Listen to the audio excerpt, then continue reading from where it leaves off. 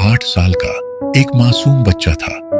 उसका छोटा सा घर उसकी माँ की हंसी से रोशन रहता था, लेकिन पिछले कुछ दिनों से उसकी माँ बीमार थी। घर की हालत ठीक नहीं थी और आरव का दिल भारी था।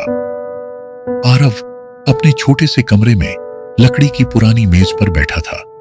सामने एक कोरा कागज और कलम रखी थी। उसकी उंगलियां कांप रही थीं, लेकिन उसने धीरे धीरे भगवान को चिट्ठी लिखनी शुरू की। भगवान जी, मेरी मां को ठीक कर दो और हमें थोड़ी मदद भेज दो। उसके नन्हे हाथ चिट्ठी को मोड़ते हुए कांप रहे थे। उसने एक लिफाफे में चिट्ठी रखी और धीरे धीरे चलकर पुराने लकड़ी के लेटर बॉक्स में डाल दी।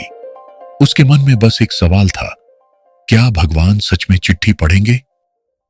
अगली सुबह आरव की आंख खुली तो उसने देखा कि मेज पर एक चमकता हुआ लिफाफा रखा हुआ है। आरव की आंखें आश्चर्य से बड़ी हो गईं। लिफाफा हल्की रोशनी फैला रहा था, जैसे उसमें कोई जादू छुपा हो। उसने धीमे से लिफाफा उठाया और उसमें रखे कागज को बाहर निकाला। लिफाफे में एक छोटी सी पर्ची थी जिस पर लिखा था, तुम्हारी मां ठीक हो जाएंगी, उम्मीद बनाए रखो। उस पर्ची के साथ कुछ पैसे भी थे। आरव की आंखों में विश्वास और खुशी के आंसू भर आए।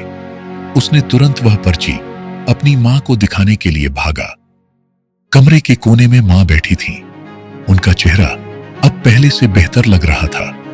जब आरव ने उन्हें लिफाफा दिखाया तो मां ने प्यार से उसे गले लगा लिया। आरव की आंखें बंद थीं और उसके चेहरे पर एक बड़ी मुस्कान थी। आरव का कमरा अब पहले से ज्यादा रोशन लग रहा था। एक मेज पर उसकी चिट्ठी और जादुई जवाब वाली पर्ची रखी हुई थी। खिड़की के बाहर सूरज की रोशनी एक छोटे से हरे पेड़ पर पड़ रही थी।